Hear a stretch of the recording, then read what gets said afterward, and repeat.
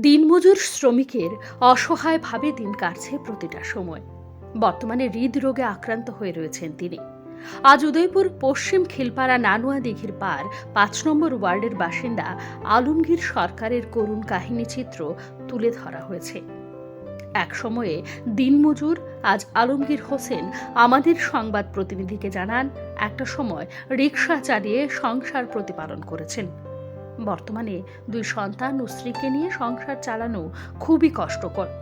অসুস্থ হওয়ার পর থেকেই সংসার প্রতিপালন করা সম্ভব হচ্ছে না। খিলপাড়া এলাকার গ্রামবাসীরা সাহায্য হিসেবে যতটুকু খাবার দিচ্ছেন, সেটাই তাদের একমাত্র জীবন জীবিকার সম্বল হয়ে দাঁড়িয়েছে। সরকার থেকে একটি সরকারি ঘর দেওয়া হয়েছে, কিন্তু আর্থিক অনটনের ফলে সেই ঘরটি তৈরি করা সম্ভব হচ্ছে না। শুধুমাত্র বিপিএল কার্ড একটি রয়েছে। এছাড়া কোনো ধরনের সরকারি সাহায্য কপালে জোটেনি। বড় ছেলে দ্বাদশ শ্রেণীতে পাঠরত, কিন্তু কোনো ধরনের গৃহশিক্ষক তার নেই। তার কারণ হিসেবে বাবা আলমগীর সরকার জানান, অর্থের অভাবে শিক্ষক রেখে পড়াশোনা করানো, ছেলেকে ভালো ছাত্র হিসেবে গড়ে তোলা সম্ভব হচ্ছে না। অন্যদিকে ষষ্ঠ শ্রেণীতে পাঠরত রয়েছেন তার মেয়ে। সব মিলিয়ে ৪ জনের সংসারে অভাব যেন পিছু ছাড়তে নারাজ। বর্তমানে কর্মহীন আলমগীর সরকার রাজ্যের মুখ্যমন্ত্রী ডক্টর মানিক সাহার কাছে সাহায্যের জন্য আবেদন জানিয়েছেন। রাজ্য সরকার যেন আলমগীরের ছেলে মেয়েকে পড়াশোনার খরচ ও আর্থিক সাহায্য করে, তাহলে তার ছেলে মেয়েটি ভালো মানুষ হিসেবে গড়ে উঠবে।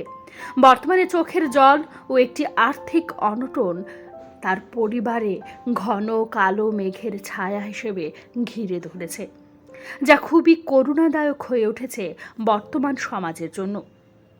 এখন দেখার রাজ্য সরকার ও স্থানীয় পঞ্চায়েত কি ভূমিকা গ্রহণ করে সেদিকেই আলমগীর সরকারের গোটা পরিবার। নিজস্ব প্রতিনিধির রিপোর্ট, টিভি 100 বাংলা। যেই টাকাটা ঘরের একটা থাকে না, এইটা কখনো আমি পাইছি না। মাত্র ৫,০০০ টাকা দিছে। এইটা বর্তমানে আপনার সংসার কিভাবে চলে?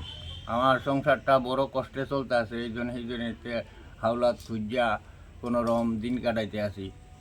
মানুষে কয়দিন দেয়, বিক্রি করেও তো মানুষে একদিনে বেশি ২ দিন গেলে দেয় না। তো আমি তো মনে করেন বিক্রি একটু খারাপ হয়ে গেছি। আপনি কি এখন ঘরের মধ্যে থাকেন? ঘরে তো থাকি, ঠিক আছে, কই না। অন বৃষ্টি আইলে খালি মাথায় পড়ে না, এমনভাবে আমি চলতে আছি। তো দিয়ে বড়। আপনার ছেলে কি করে?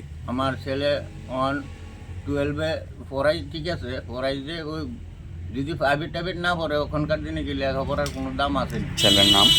ছেলের নাম হচ্ছে দৌলত মিয়া সরকার। মেয়ের নাম? মেয়ের নাম রিমনা বেগম।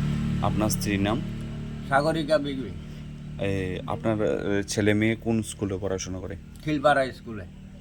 এখন বই খাতা কিনে দিতে পারছেন না নাকি?